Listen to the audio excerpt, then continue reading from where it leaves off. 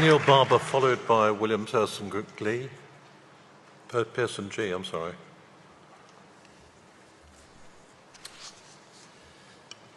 Neil Barber, Derby Diocese 101. This is my first speech at Synod. Thank you for calling me chair. My Synod number is 101.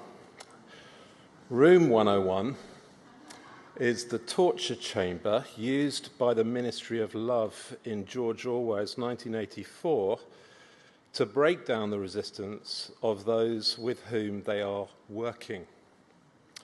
That feels to me what LLF has been doing, breaking down the resistance of faithful Anglicans in the name of love that is not love. Room 101, via a television show, has become known as the place to consign things that are useless and unwanted. The watching world sees the PLF proposals and recognises that we are dumping our doctrine in Room 101, even though we assert that legally we are not. They know that we are not doing nothing. They see that we are changing doctrine.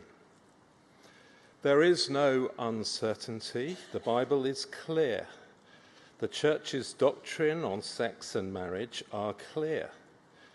God modelled holy matrimony between a husband and a wife on the relationship between Christ himself and his bride, the Church. God decreed that sexual intimacy outside marriage is sin. What God has said is for all of our flourishing as his holy people.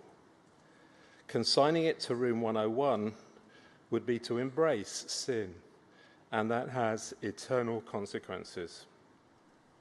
Synod on Sunday night, I found myself preaching on Joshua 24.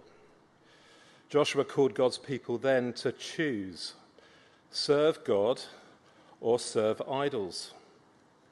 Today, as God's people, we must choose: serve God or serve idols.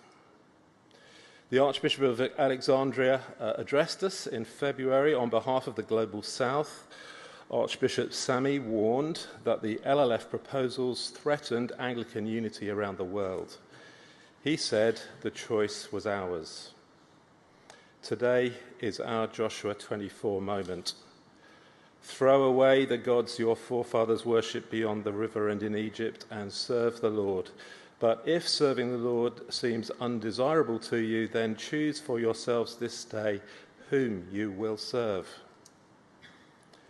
Synod, we so need a holy fear of God.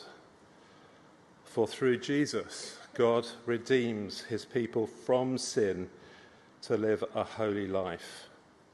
By his Spirit and his grace, he transforms us into the likeness of Jesus, to free from sin and to rescue others from sin, not to bless sin and encourage it.